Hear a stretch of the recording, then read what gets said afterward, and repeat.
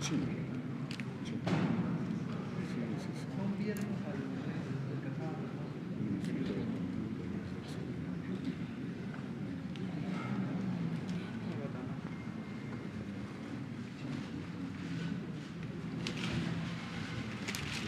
Buenos días. Buenos días. Buenos días.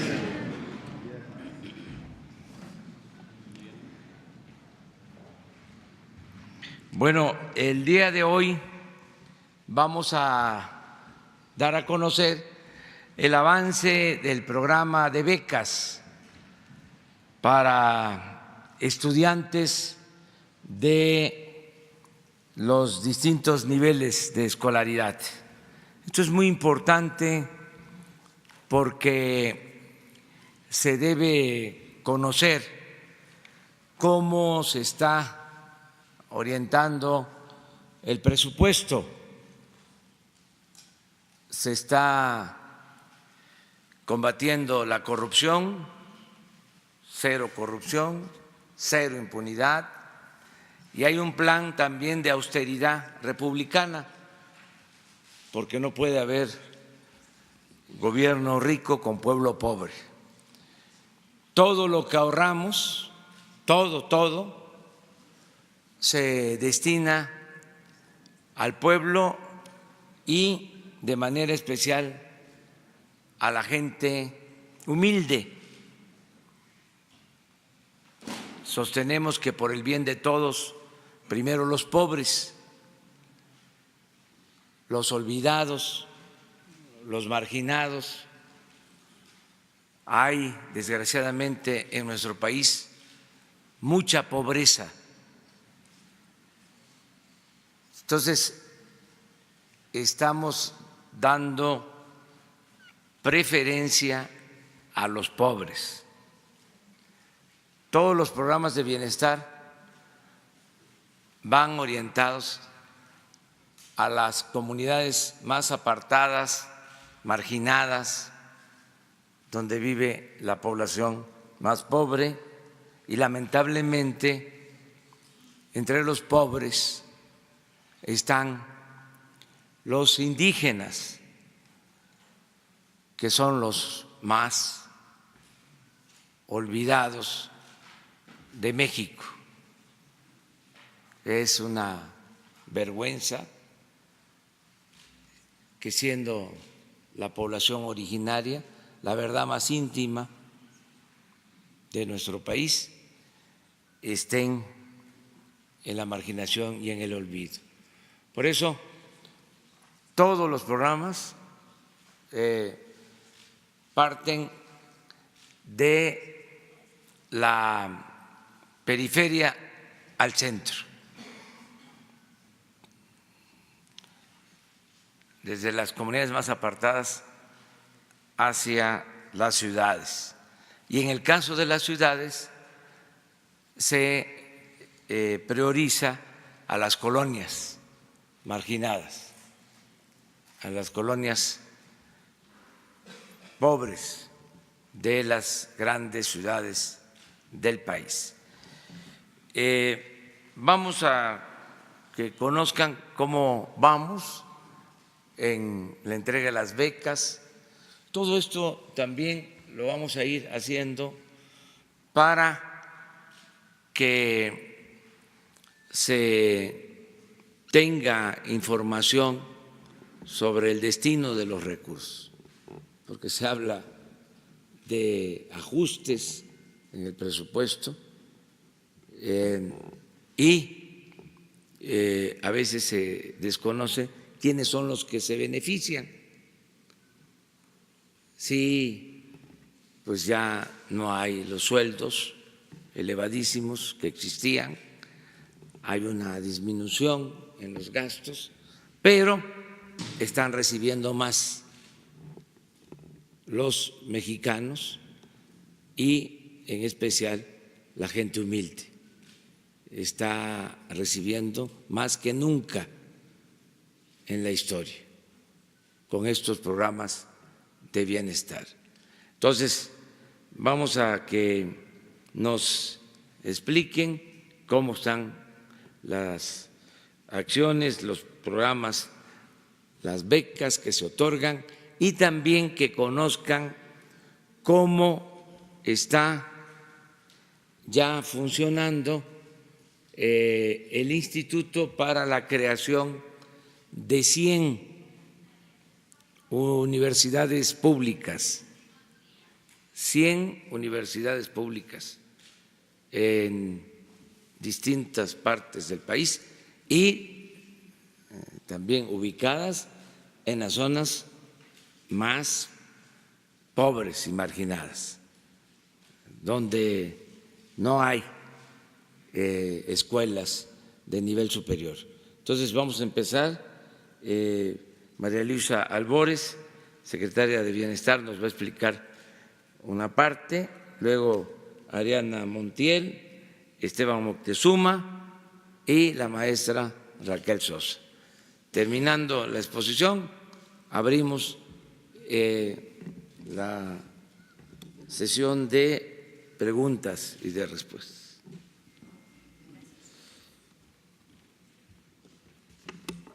Buenos días. Con su permiso, señor presidente. Buenos días a todas y a todos. Comentarles un poquito del programa que tenemos, programa de apoyos para el bienestar de niñas y niños, hijos de madres trabajadoras. Antes, programa estancias infantiles. Primero, comentar que de acuerdo a lo que ha estado comentando nuestro presidente y como misión de la Secretaría de Bienestar, todos los programas, en este caso de la Secretaría de Bienestar, buscan ser integrales y hacer efectivos los derechos de todas las personas. Seguimos un enfoque de ciclo de vida, atendemos de cero hasta que las personas fallecen. En este sentido, atendemos todas las necesidades específicas de cada persona que tienen en las etapas de su diferente desarrollo. Y comentarles que los apoyos se entregan de manera directa, como se ha ido comentando a lo largo y ancho del país, en cada asamblea. Es prácticamente lo que busca Bienestar, es de Hacienda o de Tesorería a la persona que es beneficiaria o participante del programa. En el programa de apoyo para el bienestar de niñas y niños, hijos de madres trabajadoras, está planteado de la siguiente manera. Es un apoyo de niños de 1 a 4 años, de 1,600 pesos bimestrales, 800 pesos cada mes, y cuando el niño o la niña tiene alguna discapacidad es un apoyo de 3,600 bimestrales y se va a la edad de 1 a 6 años. En este sentido se puede apoyar hasta 3 niñas o niños en un hogar. Son entregas directas en medios de pagos bancarios, que eso sería para todos los programas de bienestar, la eliminación de trámites y mecanismos que dan pie a discrecionalidades y a corrupción, la prioridad a nuestras niñas y a nuestros niños indígenas y sobre todo si existe alguna discapacidad. El uso transparente, responsable y eficiente de los recursos públicos. Podemos ver en una tabla, esta tabla es la totalidad de todas las entidades del país, que sumamos en mayo una meta de niñas y niños que reciben el apoyo de 213,437 y de ellos 3,101 niños tienen alguna discapacidad. Este sería el total y están las entidades. Le doy la palabra a la compañera Ariadna, subsecretaria de Bienestar.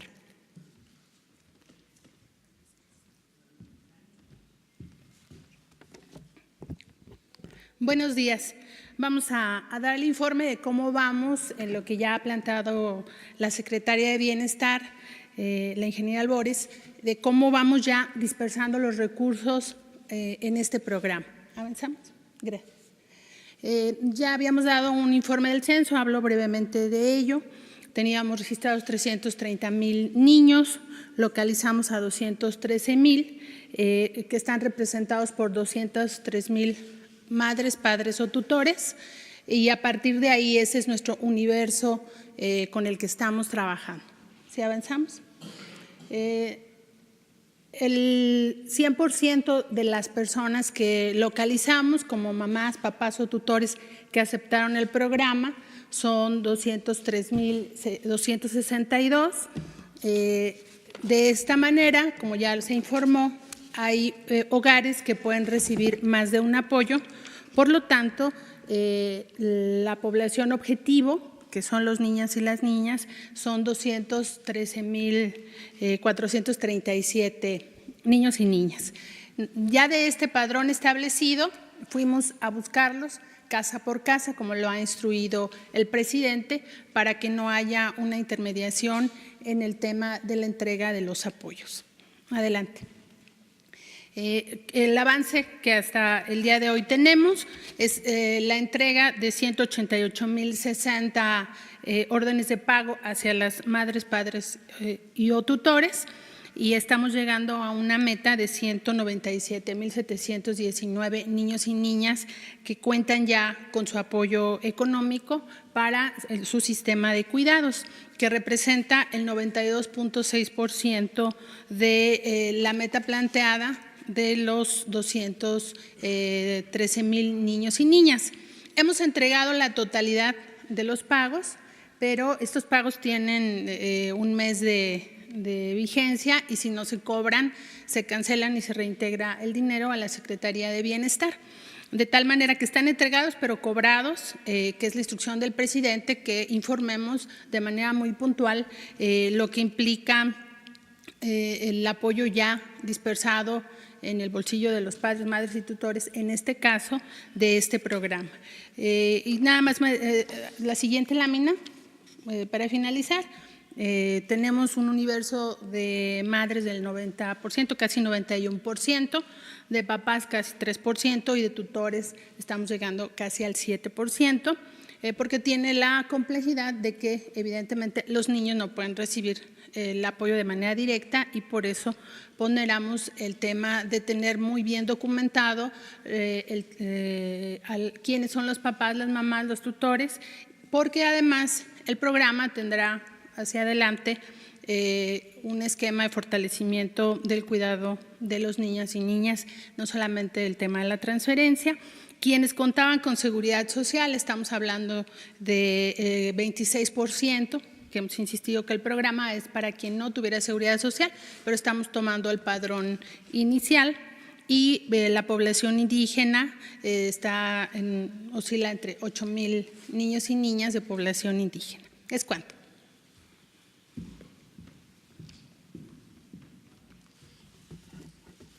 Muchas gracias, señor presidente. Muy buenos días a todas y todos. Los programas de las becas para el bienestar Benito Juárez tienen una meta de 7,140,000 beneficiarios. Están divididos en 3 componentes: las becas de educación básica, que son para 3,686,000 familias. Estamos hablando de 1,600 pesos bimestrales. En educación media superior, la meta es de 3,154,000 personas, también son 1,600 pesos bimestrales. Y en educación superior, la beca es de 4,800 pesos bimestrales y la meta es de 300,000 estudiantes. Para ver el avance de cada una de ellas, le pido a Leticia Ánimas, que es la coordinadora del programa Becas de Bienestar, que nos comente sobre el avance. Muy buenos días, con permiso, señor presidente.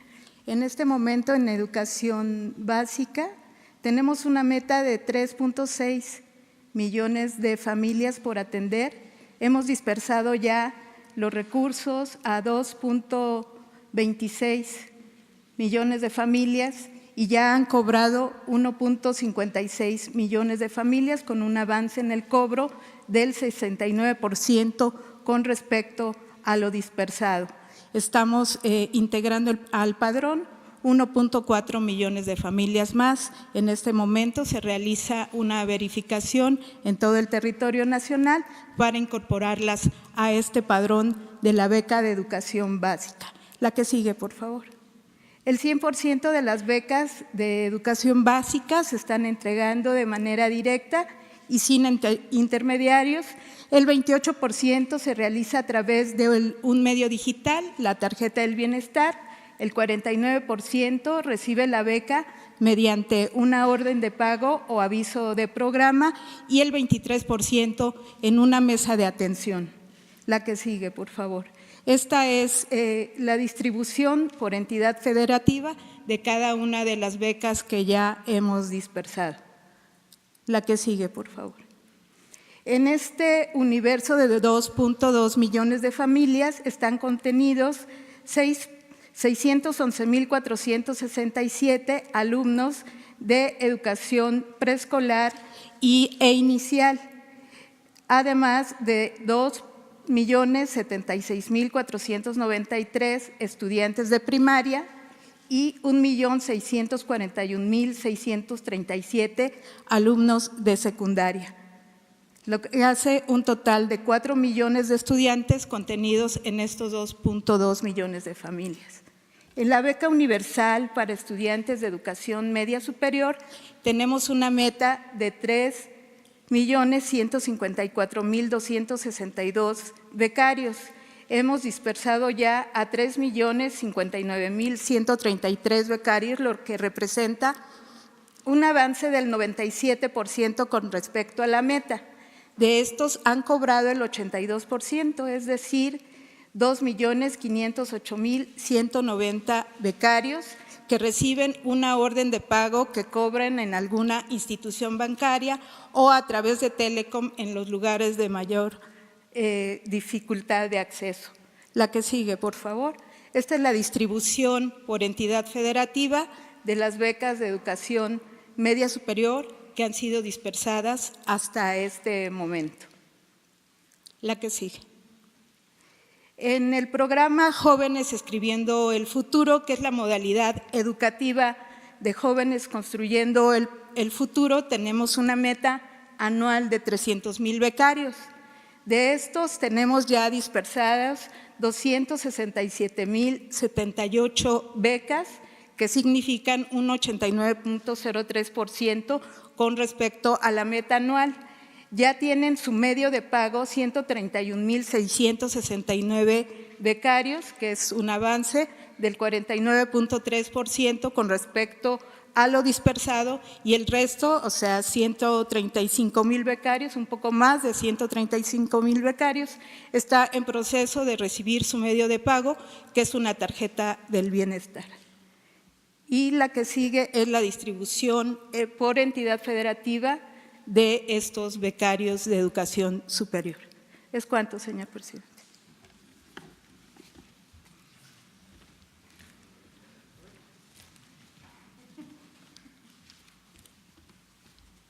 Presidente. Muy buenos días a todos ustedes. Rápidamente, una exposición del programa de Universidades para el Bienestar Benito Juárez García.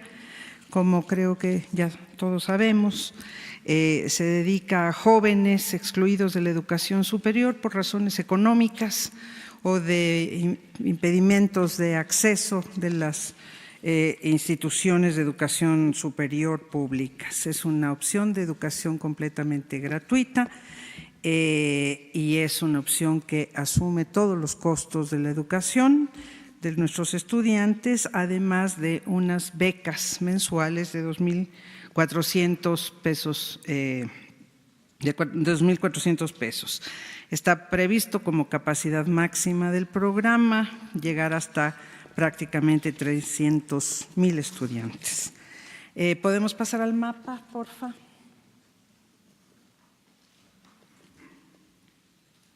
Esto es, tenemos ya planteles abiertos en todo el país, tenemos uno más planteles por estado, 83 sedes, fueron seleccionadas con criterios de población de 15 a 45,000 habitantes, alejados de las capitales de los estados, en donde no hay ninguna o muy escasa opción de educación superior, la mayoría ninguna, zonas de población indígena, y desde luego se seleccionaron no solamente las sedes, sino los lugares, las comunidades específicas, sobre la base de lo que plantean estas comunidades como sus propias necesidades. Y estas comunidades, además, quiero decirlo con mucho agradecimiento, nos han donado terrenos, espacios, nos están prestando locales para iniciar nuestras actividades. Tenemos muchísimo agradecimiento con toda la red que hemos formado a nivel nacional. Después, adelante. Vamos a pasar eso muy rápidamente. Son estudiantes y maestros que ya están en sedes. En este momento, ahí son 6 áreas de conocimiento las que tenemos: desarrollo sustentable, energía, estudios sociales, patrimonio histórico, social y biocultural, procesos agroalimentarios y salud. Tenemos un total de 459 profesores ya en sede que han sido evaluados, han pasado por procedimientos de inducción y selección, y 7.575 estudiantes. Ahora sigue creciendo porque hay una diferencia de los que se registraron con los que ya saben que ya estamos trabajando en las sedes. Siguiente, por favor. Me salto mucho de los prototipos arquitectónicos, nada más mostrarles muy rápidamente. Adelante. Donde están, digamos, lo de los climas, uno que dice arquitectura, más, eso. Están previstos planteles para clima seco, templado y tropical. Se han hecho muchos estudios arquitectónicos de seguridad estructural, etcétera, para que podamos avanzar. Y finalmente nos pasamos toda la información de las sedes y vamos a ver lo que cuesta el programa. 3 tipos de posibilidades de gasto. Ya muy al final, donde dice costos y gastos, por favor. Esto. Los planteles que estamos planteando son cómo está distribuido los 1.000 millones de pesos que nos han asignado para equipamiento, y explicarles simplemente de manera muy rápida las 2 fases que estamos planteando de construcción. Es un poquito antes, la anterior, eso. Posibilidades de planteles para 320, 640, 960 estudiantes y los costos totales. Todo esto está costeado gracias a un extraordinario equipo administrativo que tenemos, con todos los gastos actuales, etcétera. De manera que esto es, por eso cuando dijimos que costaban 10 millones de pesos los planteles, pues es exactamente así. Muchísimas gracias. Bueno, pues esto es lo que se está haciendo. El propósito, pues, es informar, porque nos tienen que ayudar todos los mexicanos. Es gobierno del pueblo, para el pueblo y con el pueblo. Y para que todos empujemos al elefante reumático y mañoso que era el gobierno, y que hay que hacerlo caminar, pues todos tenemos que empujar, y para empujar al elefante y que camine, que es un cuerpo de avance lento, porque el gobierno no estaba hecho para esto, estaba hecho para facilitar el saqueo, la corrupción, para que todos participemos, pues se requiere de que haya información, si no, ¿cómo se ayuda? Es muy importante que las madres, los padres de familia sepan que hay estas becas en todo el país, que sepan que se están ya entregando los apoyos a madres de familias de las estancias infantiles, que ya se están entregando estos apoyos, que se sepa que hay becas para estudiantes de familias de escasos recursos para nivel básico, es decir, primaria, secundaria, que son 1,600 pesos cada 2 meses para estudiantes de comunidades pobres. Que se sepa que todo el que estudia el nivel medio superior, todos, sean estudiantes del Colegio de Bachilleres, de las preparatorias, de las escuelas técnicas, tiene por primera vez una beca de 1,600 pesos bimestrales, todos. Este es un programa universal. Que se sepa también que 300,000 estudiantes de familias de escasos recursos de nivel superior van a contar con una beca de 2,400 pesos mensuales.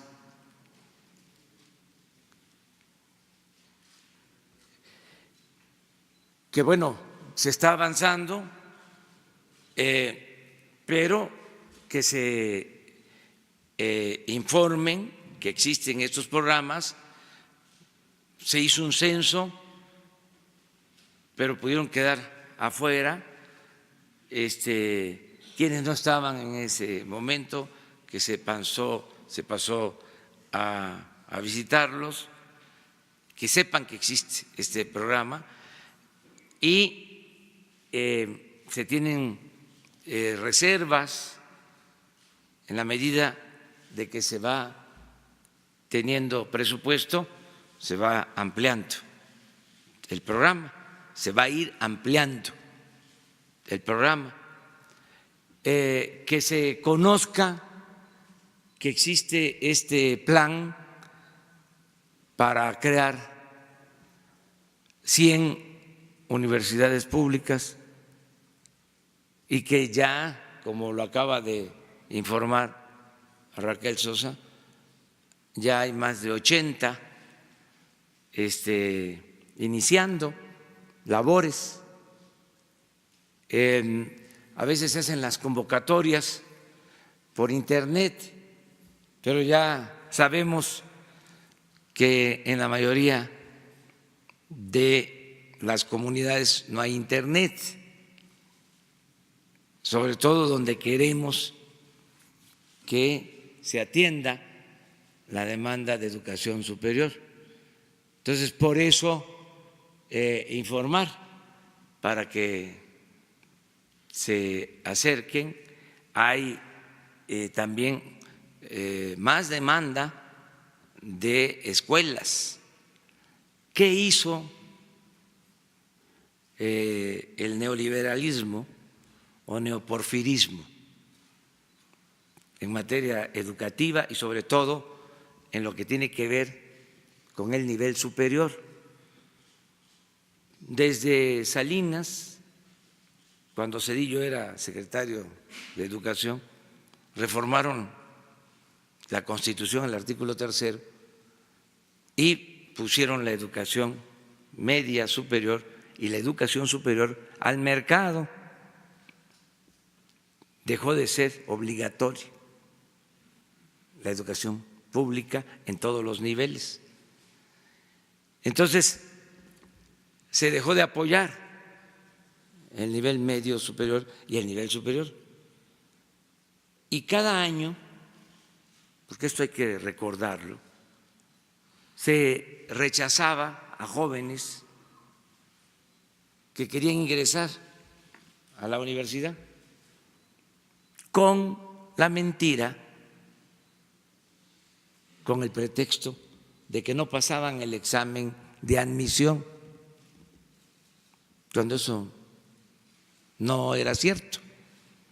No es que no pasaran el examen de admisión, es que había que contestar un cuestionario de 125 preguntas y como no había cupo porque no tenían presupuesto las universidades públicas, se decidía que iban a entrar solo los que contestaran bien 120 de las 125 preguntas. Entonces, el que contestaba bien 119 o 118 no era admitido. Así, miles de jóvenes fueron excluidos.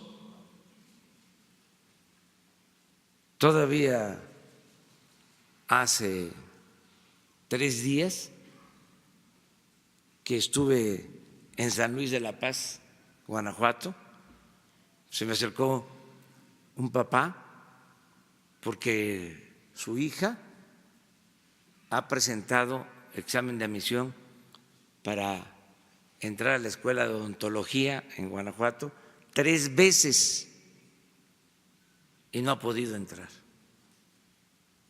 Esa es la herencia de la política neoliberal en esta materia, de rechazo a los jóvenes. Entonces nosotros queremos que no se queden los jóvenes sin la oportunidad de estudiar y de trabajar.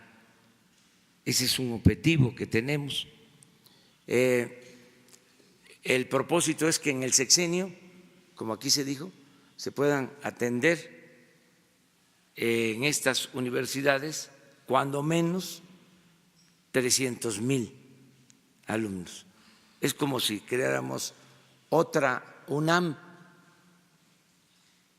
que es más o menos el número de alumnos que tiene la UNAM, en los pueblos más pobres de México. Entonces, es informarle a la gente que existen todos estos programas. Tenemos como propósito llegar a 10 millones de becas para estudiantes. Esto va a ayudar mucho. Muchos que son ahora profesionales pudieron terminar una carrera por una beca, si no, no fuesen profesionales. Entonces, estamos muy conscientes de lo que significan estos apoyos y queremos que los jóvenes no se vean en la necesidad de abandonar la escuela. Hay otras cosas que vamos a ir informando poco a poco. Ayer me reuní con los integrantes de la CENTE, ya me reuní también con los maestros del CENTE y además de los cambios con la nueva reforma constitucional en materia de educación, estamos ya proponiendo un programa para atender la necesidad de construir aulas, de reparar planteles educativos, de darle mantenimiento a las escuelas en todo el país, pero hacerlo de otra manera. Queremos que en cada escuela se constituyan comités con la participación de padres de familia y de maestros, como las anteriores sociedades de alumnos, pero queremos que se vayan creando comités en cada escuela y que, teniendo ya los comités en todas las escuelas, que participen los padres, las madres de familia, los maestros, los estudiantes a partir del 4º grado, que se elija ese comité en la escuela.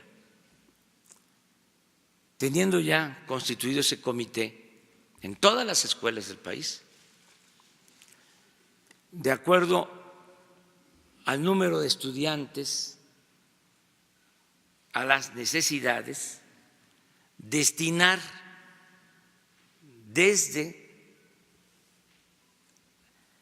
la tesorería de la Federación los recursos que requiere cada escuela para mejorar sus instalaciones y para el mantenimiento.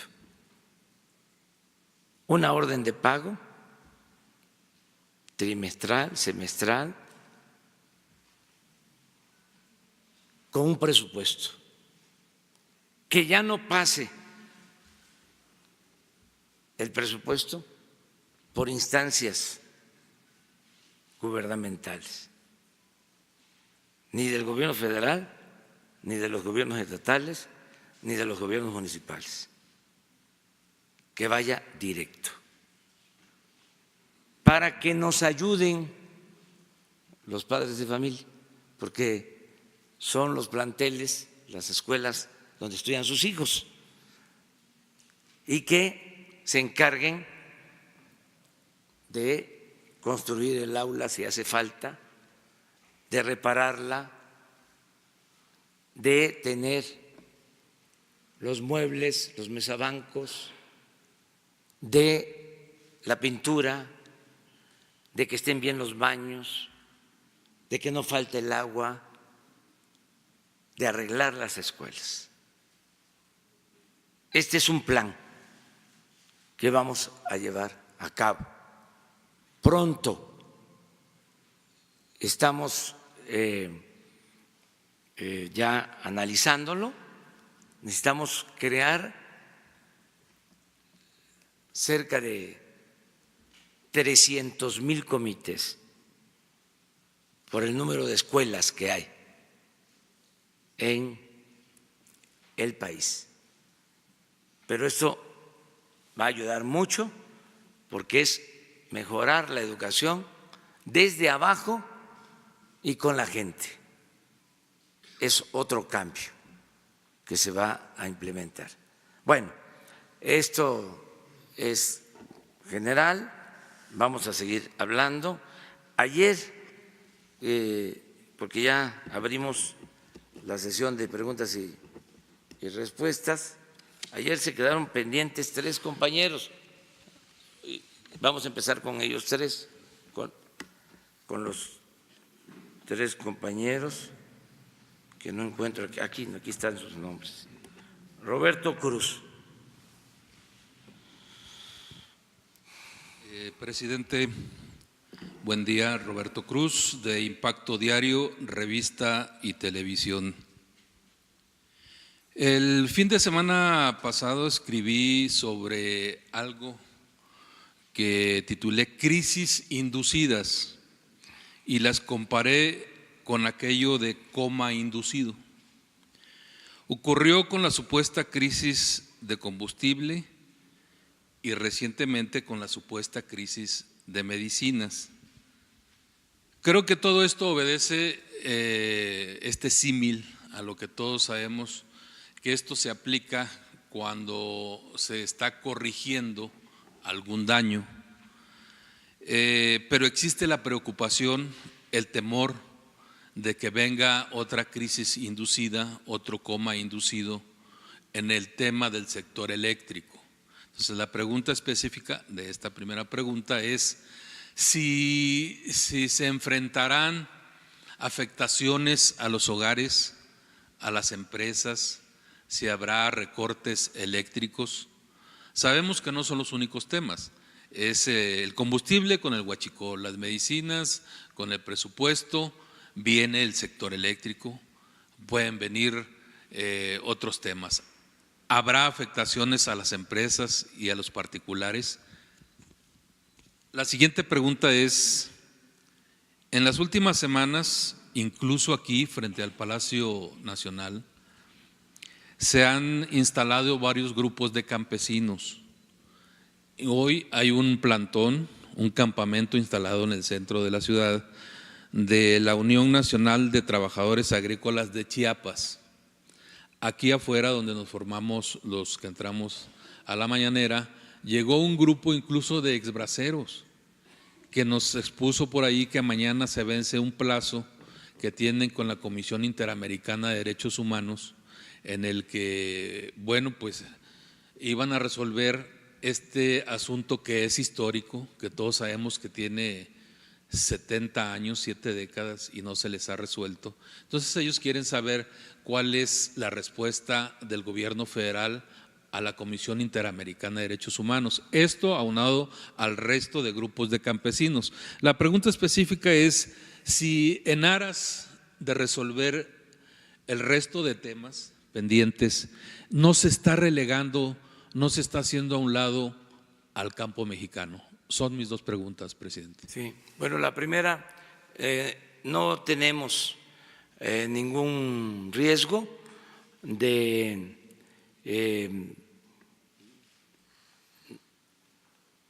perder la capacidad de asegurar la energía eléctrica a todos los hogares. No hay motivo, tenemos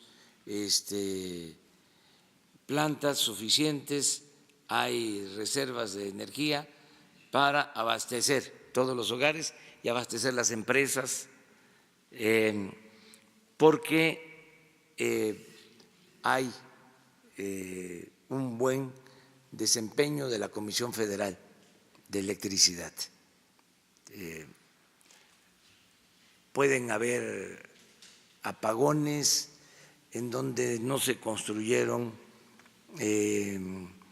líneas de transmisión, en el caso del sureste, que hace falta reforzar líneas de transmisión, pero ya se está atendiendo esta necesidad.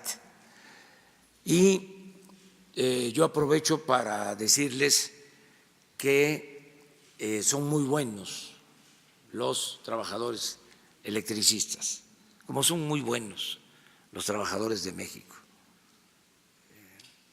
Yo sostengo que a México lo ha salvado siempre la cultura. Por eso hemos enfrentado todas las calamidades. La cultura ha salvado a México frente a las calamidades de todo tipo, temblores, hambrunas, inundaciones, malos gobiernos, corrupción, plagas, siempre ha salido adelante México por su fortaleza cultural. Y lo otro, que es muy importante, otro pilar de nuestra nación, son los trabajadores. Los trabajadores de la educación, los maestros, son de primera. Fueron muy ofendidos en el pasado, pero son los que están trabajando en las comunidades más apartadas, en las escuelas, maestras, maestros, son los que cuando voy a las giras me llevan sus peticiones porque se les están cayendo las escuelas. O sea, el maestro no solo el que se dedica a enseñar en el aula, sino el maestro que es un medio de intermediación entre la comunidad y el gobierno, el que promueve el desarrollo en las comunidades. Entonces, es un tesoro tener trabajadores como los maestros. Los trabajadores petroleros, excepcionales, los obreros, los técnicos, los ingenieros, los electricistas. Les comentaba yo, hay una tormenta, se cae una línea, porque se caen árboles, se quema un transformador y a las pocas horas ahí está de nuevo la luz. Los electricistas. Presidente, pero se había comentado que se iba a ir contra todos aquellos que se han robado por años la energía eléctrica, que van a desaparecer los diablitos. ¿Todo eso no irá a afectar en un momento dado? No, porque ¿saben qué pasa? Como en todo, la corrupción siempre tiene que ver con los de arriba, con los machuchones. Es que eso nos hicieron creer que el corrupto era el que se robaba una bolsa en el mercado, o el que se robaba una gallina, un pavo. Y los grandes ladrones ni siquiera perdían su respetabilidad. El problema está arriba. ¿Dónde está la corrupción en la Comisión Federal de Electricidad? Entre otras cosas. Bueno, en los contratos leoninos que entregaron para la construcción de gasoductos. Estamos hablando de miles de millones de dólares. No es el consumidor que tiene que pagar 300, 400, 500, 600 pesos por su consumo. No, el problema está arriba. Entonces, los gasoductos ni siquiera están operando, porque se pensó en el negocio y hacia adelante. A lo mejor ni hacían falta. Es como la construcción de los hospitales por todos lados, porque lo que les importaba era el contrato y ahí dejaron tiradas las obras. Entonces, no hay problema de abasto de energía eléctrica. Y aprovecho también para decir, no va a aumentar el precio de la luz en términos reales. Estamos cuidando eso, porque fue mi palabra y voy a cumplir con ese compromiso. Ni las gasolinas, ni el gas, ni la luz van a aumentar en términos reales. ¿Saben qué otros trabajadores son de primera? Los marinos y los soldados. Marinos y soldados es pueblo uniformado.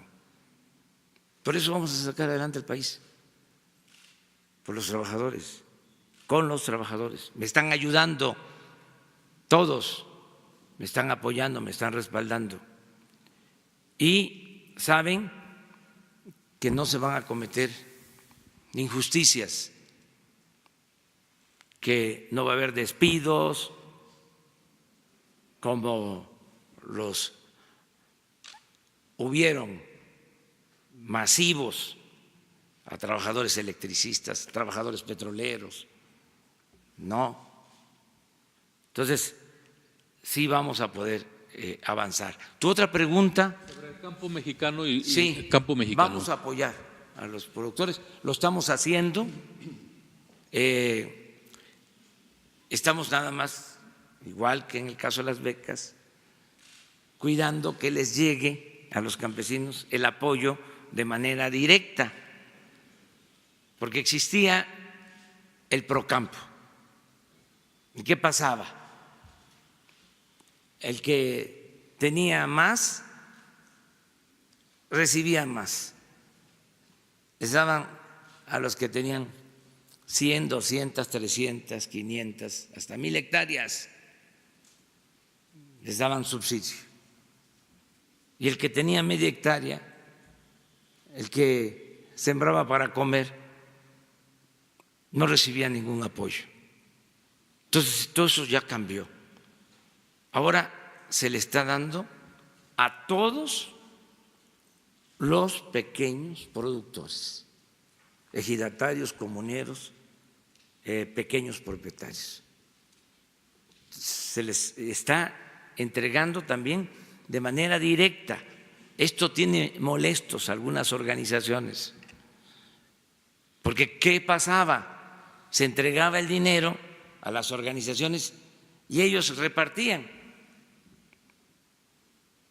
y no llegaba completo a los productores. Por lo general, lo que hacían era comprar despensas masivamente. Había una gran industria de la venta de despensas. Repartían frijol con gorgojo al por mayor y no se apoyaba de manera directa al sembrador, al productor, y los estamos atendiendo a todos los productores.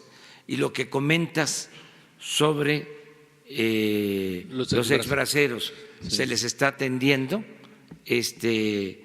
Estuvimos pendientes de la resolución del Poder Judicial y ahora de este planteamiento. Sí, nos comentaban que incluso fue una promesa de campaña, sí, con ellos. Un compromiso. El asunto es que mañana se vence el plazo con la Comisión Interamericana de Derechos Humanos. Sí, pero se va a atender. Ahora vamos a ver de qué se trata. Legalmente, el Poder Judicial les negó el derecho, así como se los estoy diciendo.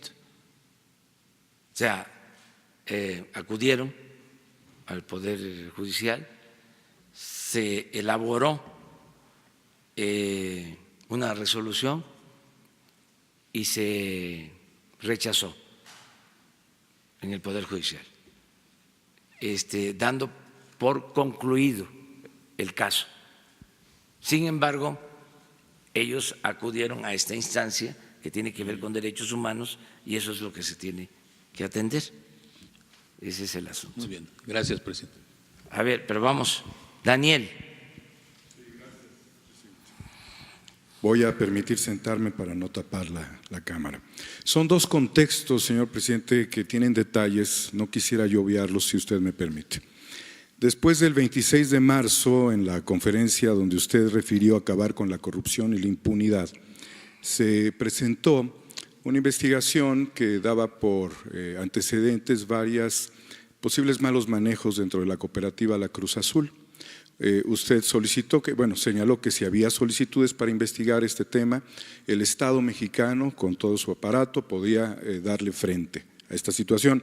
Sucedió un revés, señor presidente, que fue el ataque artero contra un socio cooperativista, opositor al director general, el cual fue llevado a un penal de Veracruz en un hecho muy parecido al de Lidia Cacho, un secuestro judicial, y solamente estuvo 6 días allí Víctor Manuel Velázquez Rangel, porque no había elementos.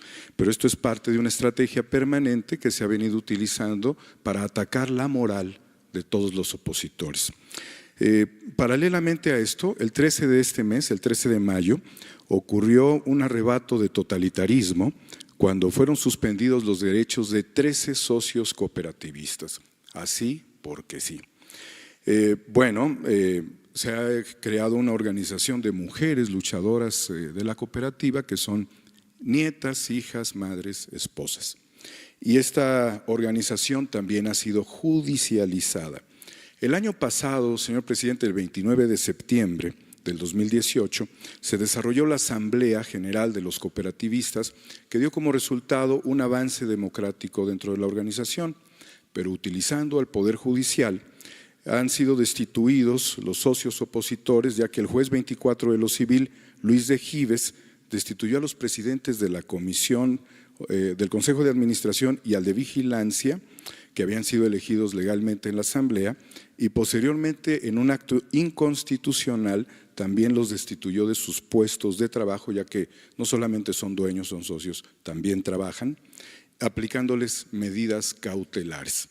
Hubo una respuesta de todos ellos que fue la impugnación ante tremendísima arbitrariedad, y esto llegó a las manos del magistrado de la Sala Sexta, Francisco José Huber Olea Contró, el cual no se ha pronunciado al respecto, violando los artículos 8º y 17º constitucionales. Y en un acto de inconstitucional, bueno, pues estas personas han luchado para que sea revisado su tema, debido a que el magistrado Huber Olea Contró lleva 18 casos de la cooperativa. Eso parece mucha coincidencia.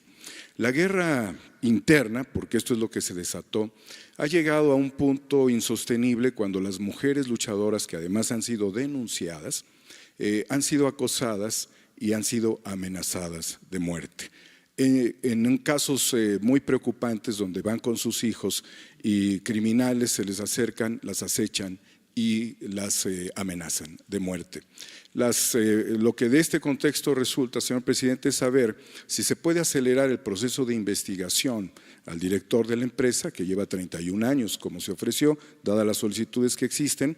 Lo segundo es saber si se puede, a través del Consejo de la Judicatura o del fiscal de la República, valorar por qué se ha hecho esta concentración a un solo magistrado, y saber si a través de la Secretaría de Gobernación y el licenciado Alejandro Encinas se pudiera valorar el caso de las mujeres en su circunstancia ante la posible necesidad de ser protegidas por el Estado. Este es el primer contexto, señor presidente.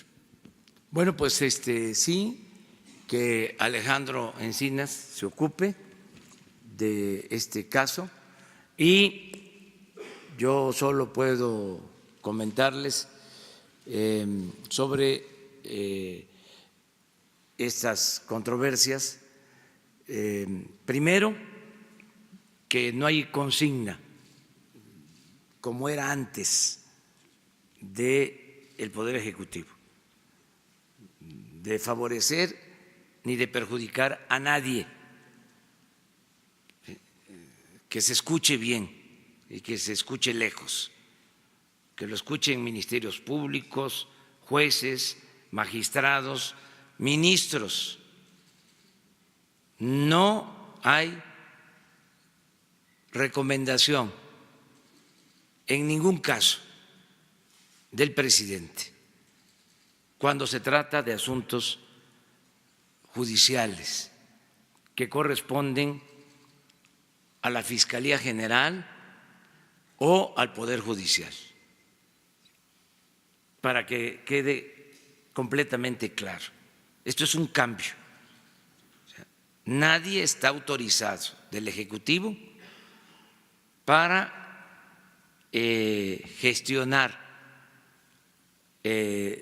nada a favor o en contra de los ciudadanos que están ventilando sus asuntos en tribunales. Así de claro. Por lo mismo, pedirles a los encargados del Poder Judicial, con todo respeto, que se conduzcan con rectitud y que se acabe el influyentismo y que no haya corrupción, que haya justicia. Eso es lo que puedo decir. Sí,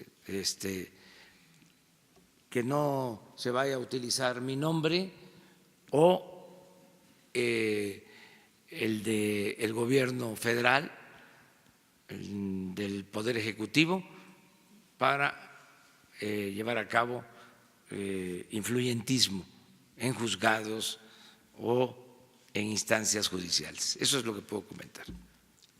Muy bien, señor. La siguiente pregunta tiene que ver con un contexto de crimen de lesa humanidad y tortura médica ocurrido en el Instituto Nacional de Neurología y Neurocirugía, el cual fue una investigación hecha por un médico, el doctor Rodolfo Ondarza, quien detectó que se estaban aplicando cirugías experimentales sobre pacientes con hidrocefalia.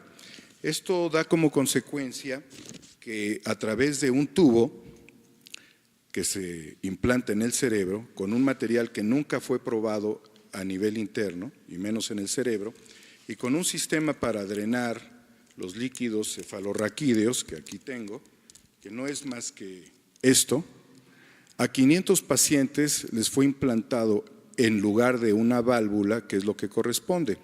La consecuencia técnica es que los pacientes no pueden acostarse y solamente pueden vivir de pie o inclinados.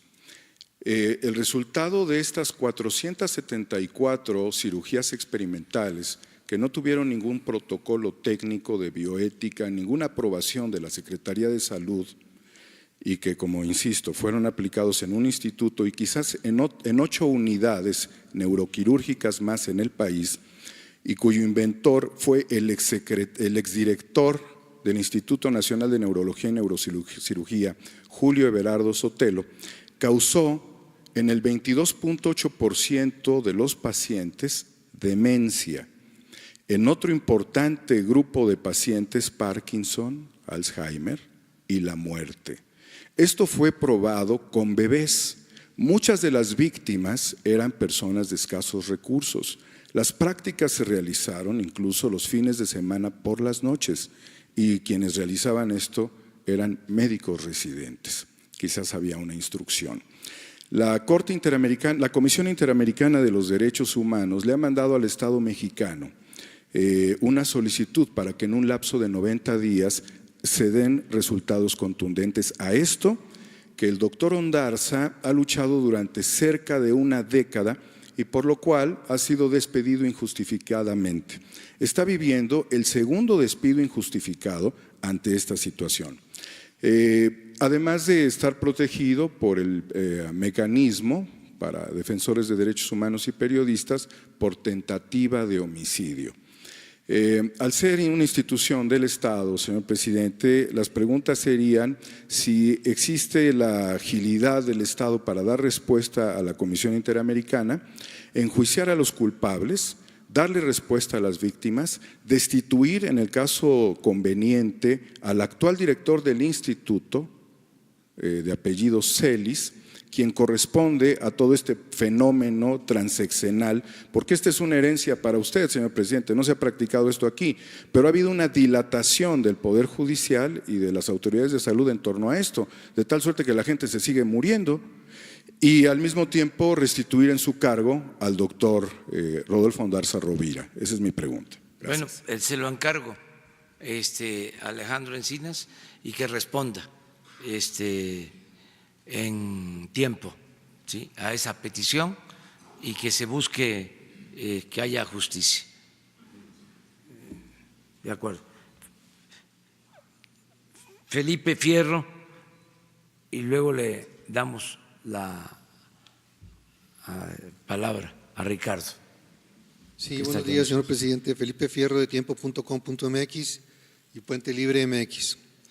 En México, el problema central de la inseguridad y sus decenas de miles de muertos en los últimos años no está solo en el combate del Estado contra una banda o del Estado contra varios grupos delictivos.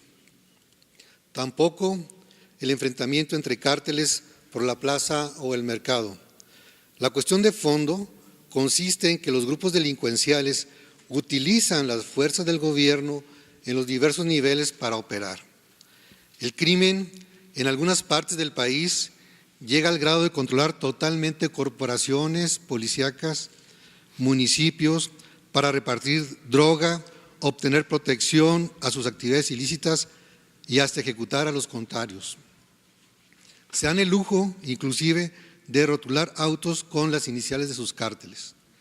Es común en las ciudades, por ejemplo, también, que en los barrios la gente conozca quién vende droga, dónde, quiénes son los malandrines y también la evidente protección policíaca o militar. En síntesis, el problema básico de la inseguridad es la asociación de las corporaciones policíacas con los delincuentes. Usted ha desechado el uso preponderante de la fuerza para combatir la inseguridad y va por una solución moral de fondo. La pregunta es, ¿cuáles son los puntos básicos de su estrategia moral contra la corrupción o el huachicoleo policíaco y qué garantiza que usando los mismos elementos policíacos que antes permitieron la inseguridad por la corrupción, ahora la combatan? ¿Cómo acabar con los policías corruptos?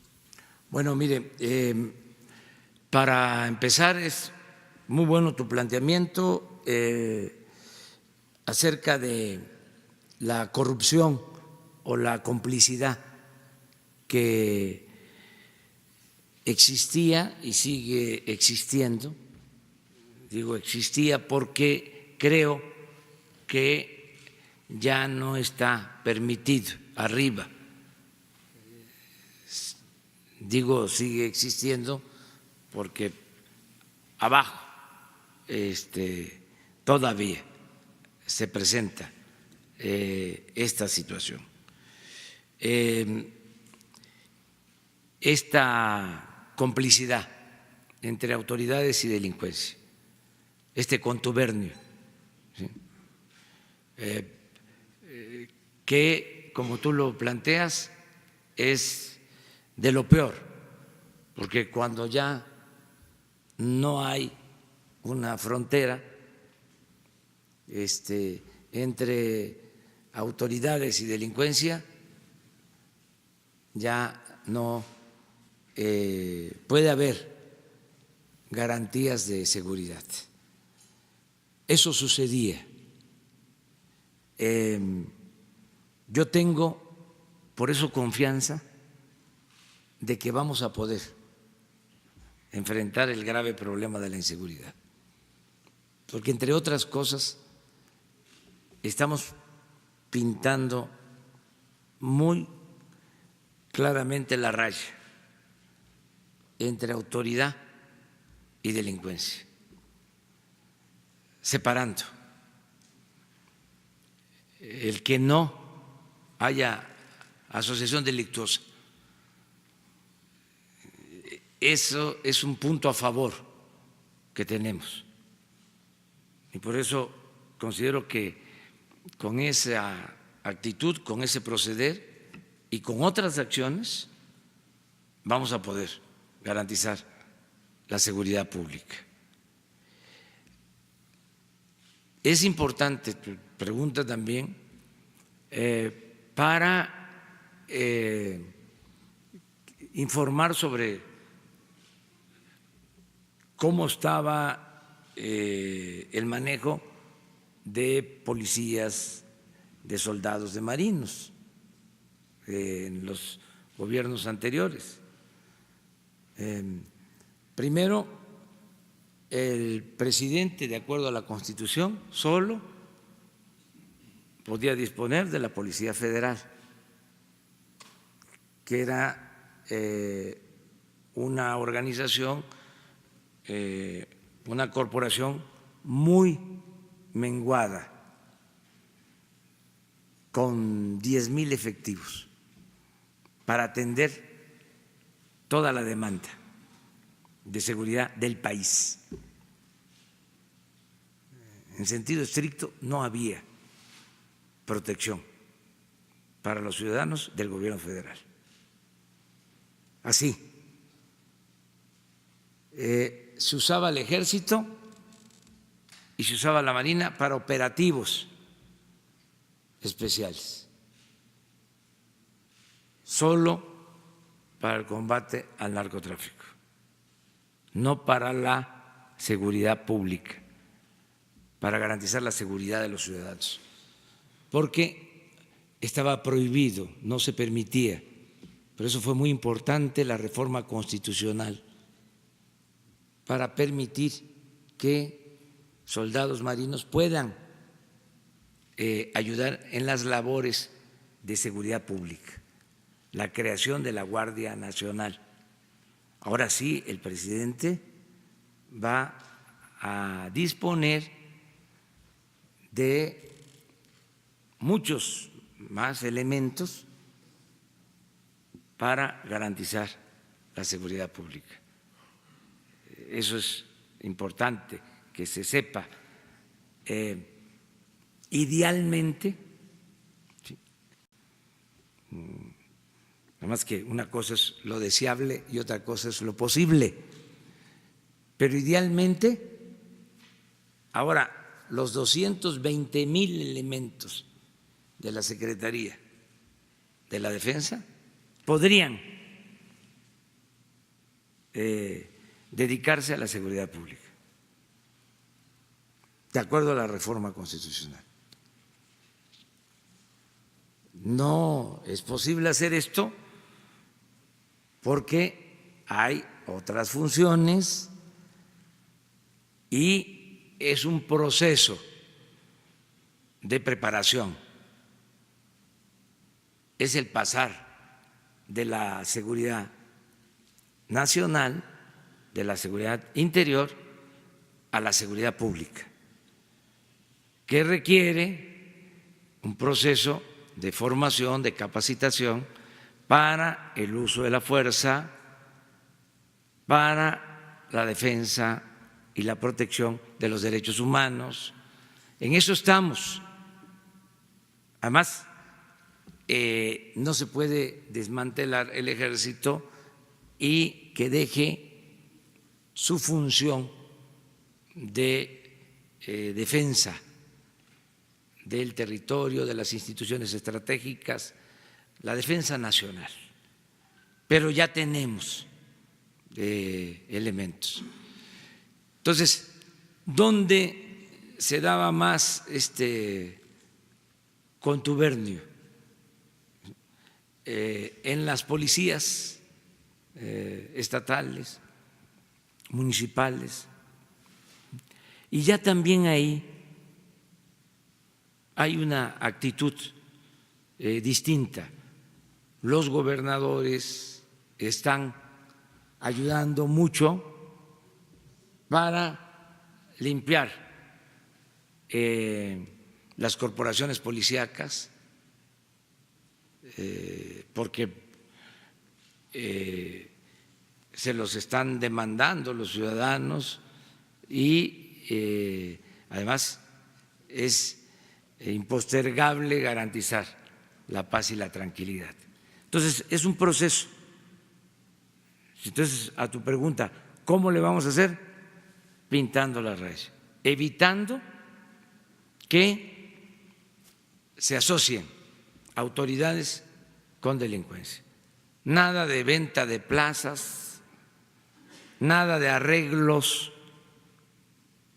Se había llegado a que en campañas financiaban a candidatos para que cuando el candidato ganara, primero le pedían las direcciones de obras públicas y ya después las secretarías de seguridad y ya después hasta el presidente municipal. Lo ponían ellos. Todo esto tiene que ir cambiando. Va a cambiar. Porque no va a haber tolerancia a la impunidad. Entonces, son de las cosas que me mantienen pues optimista, de que sé que vamos a poder garantizar la paz y la tranquilidad en el país. Gracias, señor presidente. También aprovechando, si me permitiera una pregunta para la secretaria. Sí, la secretaria. Sí, del Bienestar. Del Bienestar. Sí, disculpen, mire. Pásale.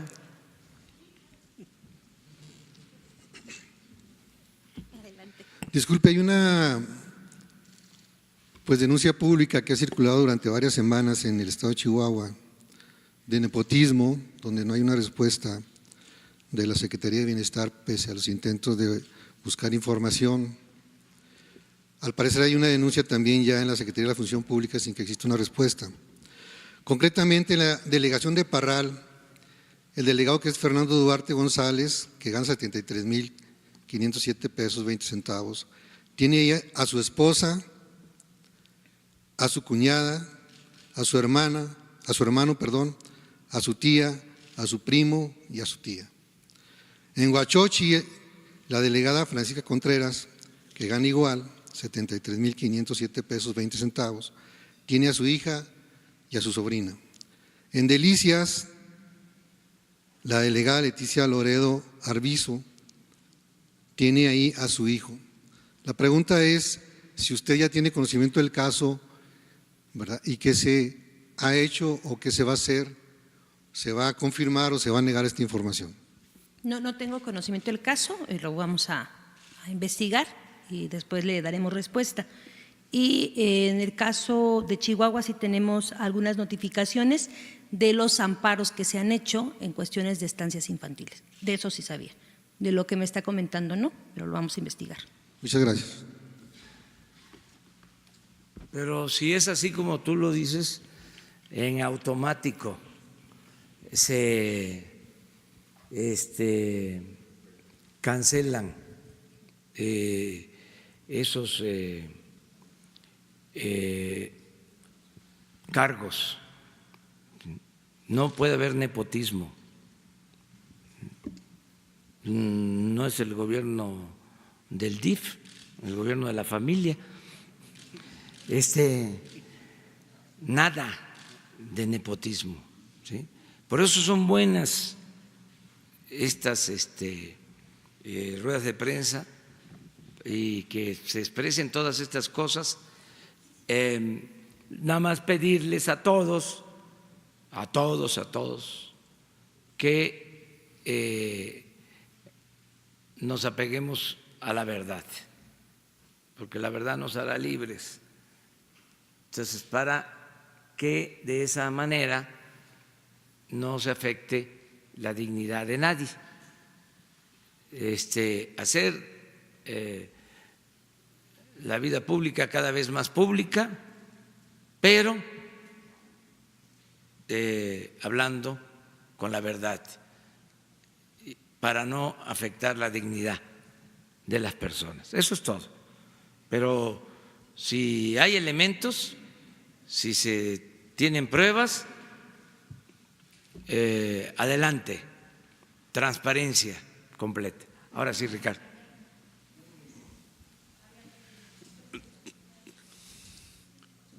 Pero ya con eso, sí. 3 minutos rápidamente. Adelante. Para no abusar de su tiempo. Ricardo Rocha, todavía, bueno, hasta esta hora creo, todavía director del canal del Congreso de la Ciudad de México. Señor presidente, hoy no traigo pregunta, pero sobre la famosa lista del viernes pasado, con todo propósito, a mí me pusieron a la cabeza de esa lista con 2 montos que suman 4,481,000 pesos. El señor Ramírez dijo aquí que los nombres de los periodistas se ponían porque estaban en la dirección o los consejos de esas empresas. Pues déjeme decirle, como usted mismo dice, que con todo respeto, algunos de sus colaboradores no saben leer o mienten malintencionadamente. Le traigo varios documentos. Aquí a 2 colegas les pedí que lo vieran. Uno de ellos, en el caso de la empresa JR Servicios de Información y Comunicación, el acta constitutiva del notario 157 del 28 de marzo de 2012. Mi nombre nunca aparece ahí, ¿verdad? Solo figuran 2 de mis hijos, que por cierto usted conoce muy bien y que ya caminan solos. Usted y yo somos contemporáneos y nuestros hijos también, casualmente. Y ya ve que hay que dejar que los hijos caminen solos. Bueno, Juan Francisco, que cubrió sus campañas, y Jorge Armando Rocha Gutiérrez, que están en lo digital con muy buena respuesta. Yo ahí ni me meto porque no le entiendo. En lo que se refiere a RRR Comunicaciones, en esa empresa sí soy mayoritario, y el monto de 2,147,000 pesos es por concepto de una campaña denominada, muy bonita campaña, se lo puedo asegurar, Somos lo que comemos, que desde 2016, le traigo también todos los documentos, realizamos para la Secretaría de Agricultura y que implicó para mi empresa un fuerte costo de realización de más de 200 cápsulas semanales que finalmente nos fueron liquidadas en varias partidas en el último semestre del anterior gobierno. Le anexo esos documentos y una copia de todas nuestras cápsulas que usted sabe cómo trabajamos, de verdad están muy bien hechas. Aquí también a mi amigo Jesús le hago entrega de las cápsulas, después checar, Jesús, sí existen, esas son de veras. No se trata de compraventa de opinión editorial, señor presidente, son videos, como dicen, entregables. Qué curioso, ¿no? Fíjese usted que los gobiernos anteriores, ni los panistas ni el gobierno priista, me acabaron nunca de aceptar porque me etiquetaban de López Obradorista. Y qué curioso que ahora el López Obradorismo me quiera etiquetar de peñista, ¿no? Mala puntería. Lo grave de que yo encabece la lista no es algo personal, no es casualidad, sino causalidad. Y corresponde a los embates brutales que yo en lo personal y el canal del Congreso de la Ciudad de México que dirijo hemos recibido con el cambio de gobierno y de legislatura. Reducción del 80% del presupuesto, retención de salarios en un total de 3 meses en tan solo 6. Son tan desvergonzados que se niegan a hablar de que en 4 años no me han pagado ni renta, ni luz, ni teléfonos, ni estacionamientos, ni ningún otro servicio. Como me dijo alguno de mis colegas, ¿tú eres muy idiota o te gusta mucho hacer tele? Pues prefiero pensar en lo segundo porque lo primero no me favorece. Pero en cambio han mantenido una calumniosa campaña en mi contra sobre supuestos malos manejos que ahora culminan con su tramposa lista. Este es un caso que yo, por cierto, le vine a exponer aquí públicamente porque no me gusta la grilla y que encargó usted que se resolvería con toda justicia. Pero da la casualidad que la soberbia ni llama ni contesta llamadas. No es casualidad, sino causalidad que hoy precisamente, con todo el atropello a las leyes, a la lógica y a la independencia de los poderes, se vaya a presentar esta misma mañana una iniciativa para desaparecer este canal, que es un ejemplo de productividad. Si no me cree, échele un ojo, también le voy a decir, desde cualquier celular, las 24 horas del día se puede ver este canal, les voy a dar los datos. Y quieren licuarlo con un fracasadísimo canal del gobierno de la ciudad, cuya tercera parte de la programación es alemana y transmite a las 10 de la noche Plaza Sésamo para los niños desvelados. Se pretende crear un sistema único de radiodifusión, puras casualidades, a cargo del actual secretario de Cultura, Alfonso Suárez del Real, que no es casualidad, sino causalidad. Fue coordinador de la campaña de la doctora Claudia Sheinbaum y que quiere seguir siendo coordinador de la nueva campaña de la doctora Claudia Sheinbaum. Ahora, con el control de la cultura, la televisión y la radio públicas, nada más. Presidente, nadie está en contra de usted y de su gobierno, porque sería estar en contra de México. Solo le pedimos que evalúe qué le aporta más, si una crítica inteligente, de buena fe y constructiva, o los lacayos que cuando usted pregunte la hora le respondan la que usted quiera, señor presidente. Mire, se lo digo de todo corazón, yo no creo que haya una AMPA periodística. A mí jamás nadie me ha hablado para decirme hay una reunión en un lugar secreto, algún conciliábulo, para ver cómo perjudicamos al gobierno de López Obrador. O soy muy bruto como reportero o no me toman en cuenta. Pero yo no creo. Yo incluso en esta famosa lista de 36 hay gente con la que he tenido verdaderos disensos y hasta confrontaciones intelectuales. Hago un trabajo cada semana, usted ha estado en ese programa con un queridísimo colega que es Sergio Sarmiento, con el que generalmente tenemos puntos de vista opuestos sobre muchas realidades, pero hay mucho respeto y eso creo que le hace hasta más interesante el programa. Yo le ofrezco a usted, con toda humildad, mi sencillísimo departamento para que el día que usted quiera pueda venir a tomar café con sus colaboradores, con quien usted quiera. Dicen que solamente no se puede ocultar ni lo idiota ni lo rico. Es un departamento modesto, pero podemos tomar un café. Yo creo que hay que dialogar, hay que sumar, no hay que restar ni confrontar. Pero se lo digo de todo corazón. Yo no sé por qué su gobierno me está tratando así. Usted me conoce, sabe lo que me propuso cuando sintió que no le permitirían ser candidato a jefe de gobierno y lo que yo le respondí entonces. ¿Sabe lo que me propusieron usted y su entonces coordinador administrativo de campaña, Octavio Romero, para pagarme el estudio que yo le aporté con toda convicción y aquí hay un testigo de honor con Esteban Moctezuma, con toda convicción durante meses, y lo que yo les contesté a ambos por esa oferta. Por cierto, dígale a Octavio que lo ando buscando, pero no para cobrarle, sino para que me dé una entrevista nada más. Finalmente, le manda saludos mi nieto, Jorge Andrés. Jorge por mi hijo y Andrés por alguien por quien sentí y sigo sintiendo un enorme cariño y respeto.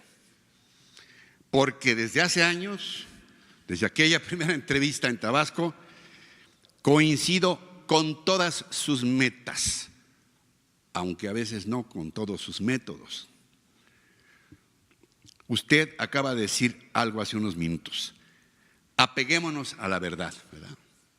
Y me hizo recordar a alguien a quien usted y yo conocemos muy bien, al ciudadano Montesquieu, quien dijo: todos estamos obligados a morir por la patria, pero nadie está obligado a mentir por la patria. Como le decía, no tengo preguntas, pero le agradezco infinitamente que me haya escuchado, presidente. Muy bien, Ricardo.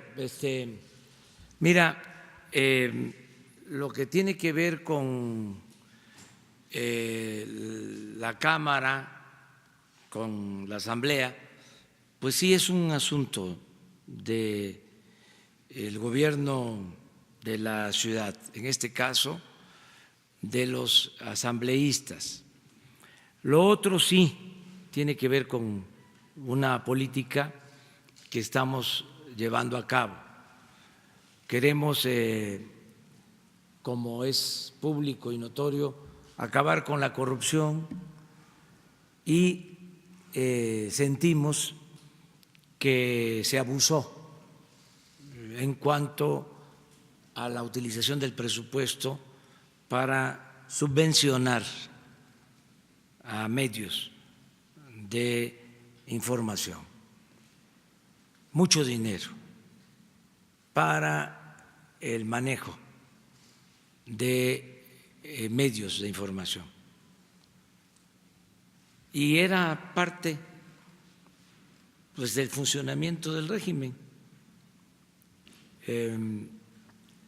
Es algo incluso que viene de lejos.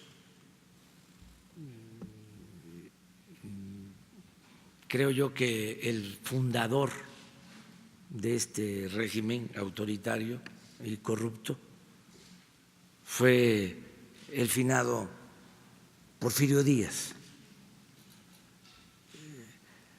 y estableció también este sistema, lo cimentó también, que no pudo la revolución destruirlo. Como decía don Daniel Cosío Villegas, ya lo dije una vez y lo repito ahora, se fue don Porfirio, pero quedó doña Porfiria. Y aparte de la represión del porfiriato, del mátalos en caliente o de encierro, destierro o entierro, o plata o plomo, Porfirio controló a los opositores y a los medios y todo.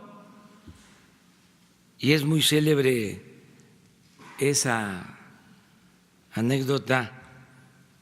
Además, hay testimonios en su archivo, pero es muy célebre aquella anécdota de cuando se para un opositor y él dice: ese gallo quiere maíz, y a partir de ahí se estableció lo que se conoce como el maiceo. Entonces, para que nadie cantara, para que el gallo se callara, repartían maíz, y bastante maíz. Y esto no solo en los medios, en general. Por eso los sueldos elevadísimos de los altos funcionarios públicos, o sea, bien maiceados, para que ayudaran, facilitaran en el saqueo o se hicieran de la vista gorda. Y en el caso de los medios, lo mismo. Entonces, además de favores, además de que muchos medios usaban la libertad de expresión para hacer negocios o para proteger privilegios, además se destinaba mucho dinero del presupuesto. El año pasado, 10,000 millones de pesos para la publicidad del gobierno. Entonces, eso decidimos eliminarlo, no del todo, porque se tiene que garantizar también el derecho a la información. Ahora tenemos la facilidad de que existen las benditas redes sociales. Antes era más indispensable el contar con los medios convencionales. Ahora con un teléfono celular se graba un mensaje y se tiene una difusión con amplia cobertura nacional e internacional. Es una gran revolución lo que se produjo en los últimos años. Entonces estamos limitando eso de 10,000 millones a 4,000. Nos vamos a ahorrar 6,000 millones, que son también los 6,000 millones que nos vamos a ahorrar porque ya no hay atención médica privada para altos funcionarios públicos. Eso costaba, la atención médica privada para los altos funcionarios públicos, que se hacían hasta cirugía plástica a costillas del erario, hasta se estiraban. Tengo pruebas, nada más que no lo puedo decir por una cuestión de dignidad precisamente, de un alto funcionario que fue a hacerse una cirugía plástica. La esposa le dijo al doctor: déjele la naricita como la del presidente Peña. Es real lo que les estoy diciendo, pero eso pues no lo puedo decir porque eso sí sería tremendo. Lo de los gastos de publicidad, ¿cuál fue la historia? Nos pidieron que se diera a conocer los gastos de publicidad, de manera particular la lista de los que estaban cobrando, las empresas. Esa fue la petición. Hay que revisar, y qué bien que tú estás aclarando, de que no es lo mismo una empresa que un periodista, o el estar o no estar en un consejo de administración de una empresa que le daba servicio de información al gobierno. Son cosas que hay que aclararlas y que nosotros estamos en la mejor disposición de hacerlo. Y si se comete una injusticia, pues reconocerlo, tener capacidad para rectificar, no ser intolerantes, O sea, y estamos en la mejor disposición de hacerlo y de ofrecer disculpas en el caso de que se haya cometido una injusticia, que es lo que te ofrecemos, que vamos a revisarlo. Pero quiero explicar también de que aquí se dijo que íbamos a entregar la información al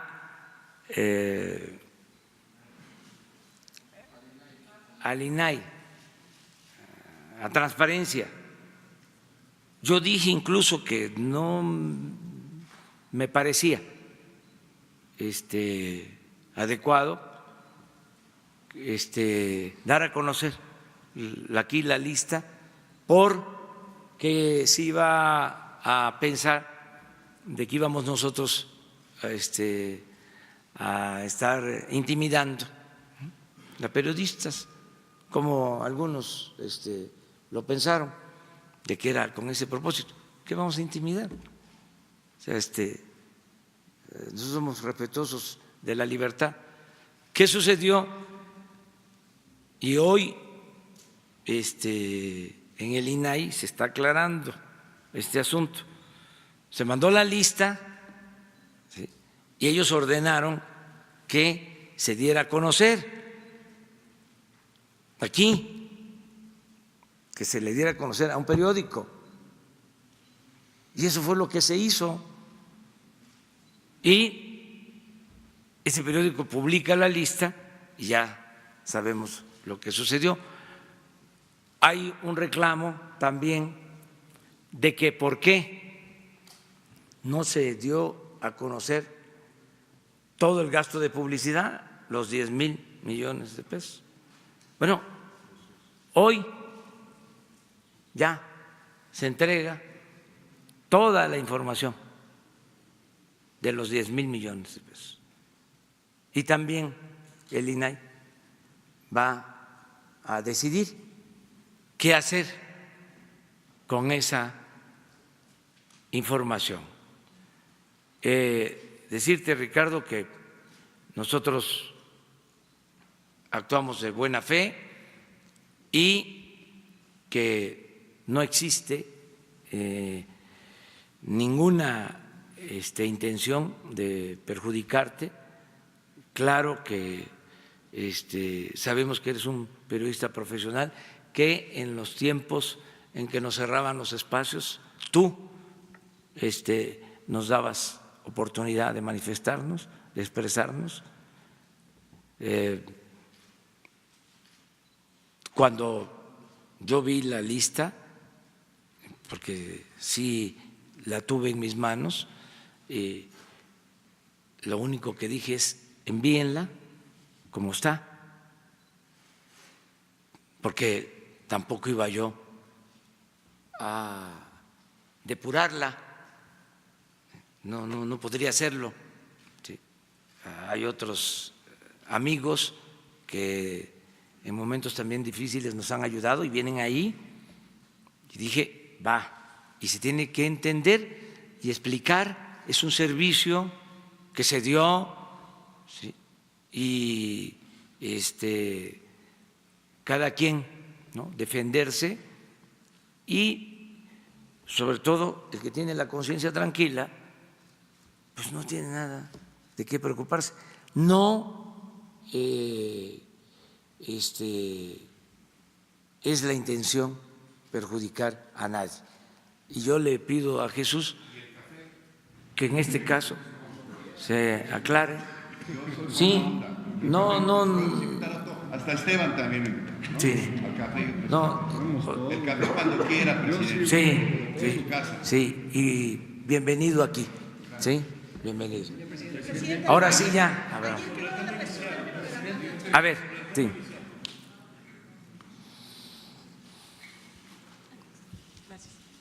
Gracias, presidente. Consultarle 3 temas muy puntuales. Sobre el asunto de la planta chatarra de fertilizantes, para ponerla en operación, ¿ya tienen calculado cuánto dinero necesitarían invertir, además de todos los millones de dólares que ya le metieron a ese proyecto fallido, ¿de dónde saldrían los recursos y si realmente tiene viabilidad para operar por las condiciones en las que fue adquirida? Estamos haciendo un diagnóstico. Ya la planta ya está en posibilidades de ser operada, pero hay dos asuntos. Primero, pues todo lo que implicó el costo, o sea, la compra, está demostrado, o sea, hay testimonios de autoridades competentes de que hubo un sobreprecio. Luego de eso, lo que se invirtió para echarla a andar, y hablábamos que son como 800 o 1,000 millones de dólares en total. Estamos hablando de pues 18, 20 mil millones de pesos.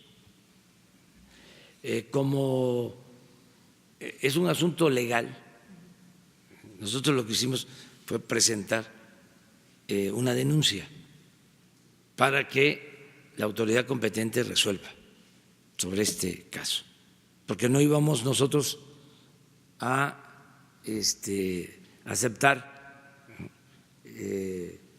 una planta así, o darle vuelta a la hoja sin definir lo que había sucedido con anterioridad y que la autoridad competente resuelva. A partir de ahí ya viene la decisión si la operamos o se busca la forma de integrarla con quienes tienen plantas de fertilizantes. La verdad que no hay en el país. Esa es otra manchita al tigre del neoliberalismo. Ustedes saben que antes de la política neoliberal producíamos los fertilizantes que se necesitaban y ahora los tenemos que comprar porque se desmanteló todo lo que había para producir fertilizantes.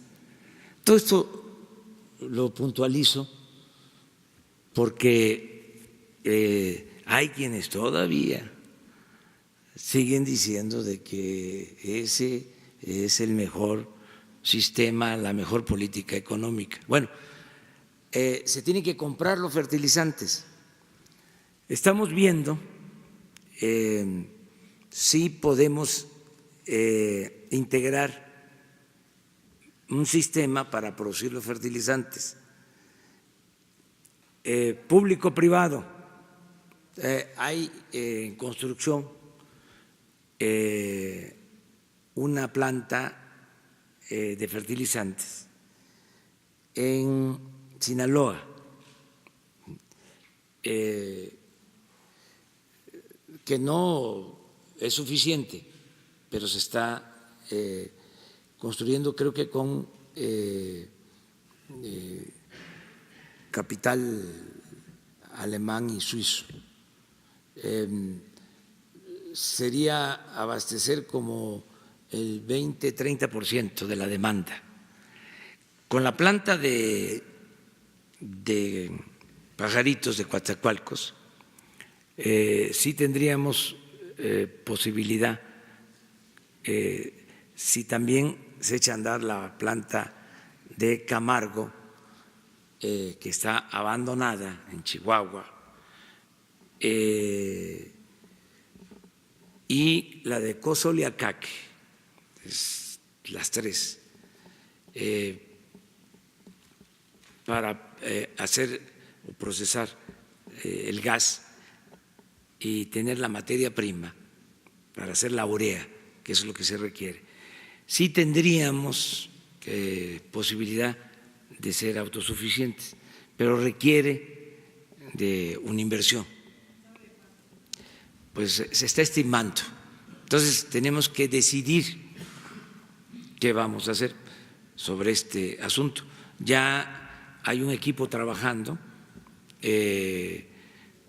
para primero tener el gas, porque no hay gas, tendríamos que importarlo. Ahora está barato el gas, pero hay que también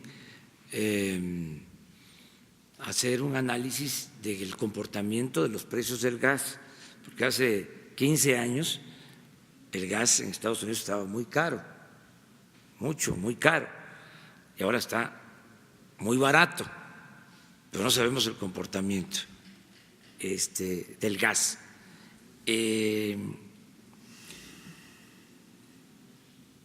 Tenemos que revisar esto, si importamos el gas para producir el amoníaco, que es la materia prima que permite a la vez producir la urea, que es la parte principal de los fertilizantes. A mí me gustaría mucho que se restableciera toda la producción de fertilizantes y que fuésemos autosuficientes. Pero como están las cosas, se aplica cada vez más la máxima de que hay que optar entre inconvenientes. Es decir, sí está bien, ¿sí?, pero nos puede significar una inversión que no vamos a tener capacidad. ¿Y qué hacemos? ¿Por qué optar entre inconvenientes? ¿Somos autosuficientes en gasolinas o somos autosuficientes en fertilizantes? O las dos cosas, que eso es lo ideal. Pero a ver, ¿tenemos posibilidad de hacerlo? O sea, es la reconstrucción del país lo que nos toca. Entonces, estamos cuidando qué podemos hacer de la mejor manera y no descartamos las asociaciones de sector público con sector privado. Correcto. En estos casos. Gracias, presidente. Otros dos temas que le quisiera consultar. Uno es este caso que se presentó en Michoacán por la humillación y el sometimiento de los soldados del ejército a manos de ciudadanos de un grupo de autodefensa.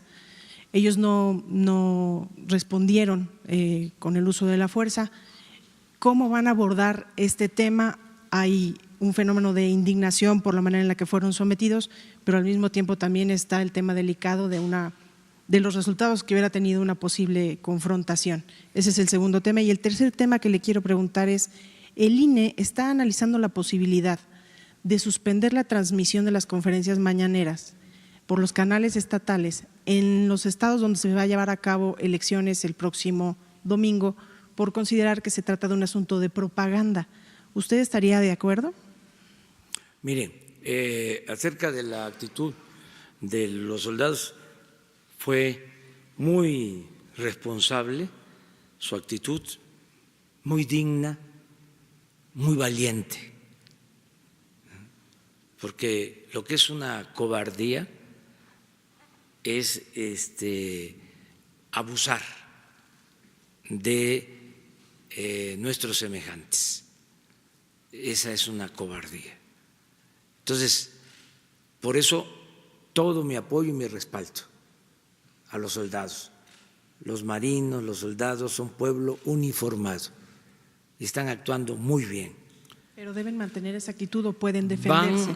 Van a mantener siempre una actitud prudente, ¿sí?, porque están conscientes de que se deben de respetar los derechos humanos y que a nadie se le debe privar de la vida.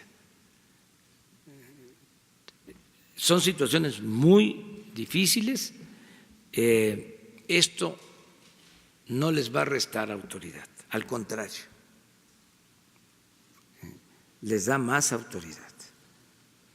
Y se está trabajando en la capacitación de los integrantes de la Guardia Nacional para resolver sobre estos casos. Pero es mucho mejor la prudencia que el autoritarismo. Hay polémica sobre estos casos, pero yo he podido constatar la manera responsable que están actuando marinos y soldados. Y en donde hay abusos, excesos, no se oculta nada. Los mismos mandos, tanto el almirante Ojeda como el general secretario Luis Crescencio Sandoval, me informan y sin ninguna justificación. Cuando cometen un error, cuando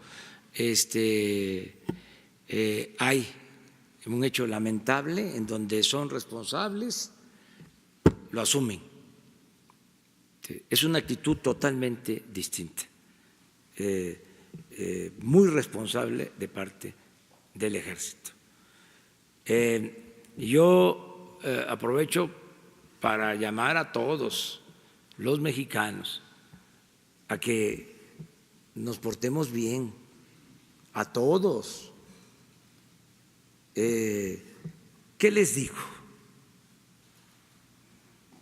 Que solo siendo buenos podemos ser felices. Se los repito, solo siendo buenos podemos ser felices. El que es de malo no es feliz. No es feliz. Puede ser que tenga una felicidad transitoria, efímera, cuando está con su ropa de marca y sus relojes y sus carros, la troca, o que pueda comprar, ¿no? Lo que desea. Solamente lo barato se compra con el dinero. Hay cosas que no, la dignidad no. Entonces, repito y repito y repito, solo siendo buenos podemos ser felices. Y esto aplica a todos, es general, sobre todo a los jóvenes, que no se dejen deslumbrar por lo que no sirve, no tiene realmente valor, lo que conduce nada más al sufrimiento, no solo del que se agrede, del que se afecta, sino de ellos mismos, de sus familiares, de sus mamás. Me parte el alma ver a las madres pidiendo por sus hijos, porque no hay ninguna madre que acepte que el hijo cometió un delito, o son muy pocas, casi nadie. Siempre las mamás lloran por los hijos. Entonces, ¿para qué hacer sufrir a las madres. Ya pórtense bien, pórtense bien. Y lo otro, estoy de acuerdo que no hacen falta que nos manden una notificación. O sea, estoy de acuerdo que no se transmitan las conferencias en donde hay elecciones. O sea, que ya en lo que corresponde a nosotros, a partir de mañana ya no se transmiten. Bueno, de hoy, si tenemos algo por la tarde, sí, tenemos algo por la tarde, ya por eso ya voy a terminar, porque vamos a Tepic, se cumplen 100 años del fallecimiento del gran poeta Amado Nervo. Entonces, vamos a Tepic. Están todas y todos invitados. Pero, presidente, nada más una precisión en el tema de la suspensión de la transmisión de las mañaneras. Si se aprueba la reforma para la revocación de mandato en 2021, entonces también estaría de acuerdo en que se suspendiera la transmisión a nivel nacional. Sí, sí, bueno, mientras está, vamos a decir, el periodo. Sí, sí, no hay ningún problema que se suspendan.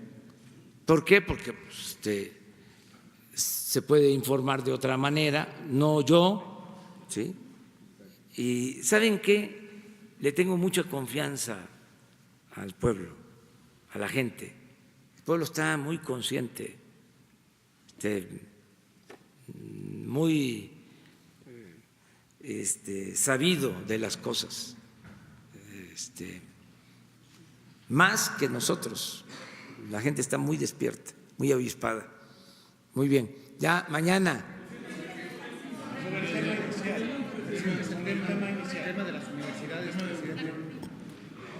A ver, sí, porque tú lo estás. Sí, muchas gracias, presidente. Daniel Blancas, de La Crónica, le agradezco esta oportunidad y en aras de respetar el tiempo de usted y de los compañeros, quisiera ver si autoriza que Raquel Sosa pudiera informarme. Tengo muchas dudas, pero obviamente el tiempo no da. Si pueda platicar con ella 5 minutos después de la conferencia para solventar todas las dudas. Y que no juguemos con su tiempo y con el de los compañeros. Muchas gracias. Ok, bueno. Y no 5, 15. Bueno, lo que sea necesario. Todo lo que sea necesario. Solamente hago una pregunta general al secretario de Educación Pública. ¿Cuál será, quién manejará, secretario, los 1,000 millones de pesos destinados para este programa de las 100 universidades? Porque CREFAL es un organismo internacional que no tiene un mecanismo de rendición de cuentas, de transparencia ni obligación. ¿Qué área será la que digamos disponga de este recurso? ¿Y cuál es el mecanismo legal? Porque el presidente hablaba de que habría un organismo para esto. Sí, el señor presidente firmará un decreto para crear un organismo descentralizado que se hará cargo de todo lo referente a estas 100 universidades. Sí, pero ¿cuándo se creará el organismo? Firmo en esta semana, ya, y con la plática que vas a tener con Raquel, ella te va a dar más información. Muchas gracias, presidente. Muchas gracias. Gracias, señor. Hasta luego.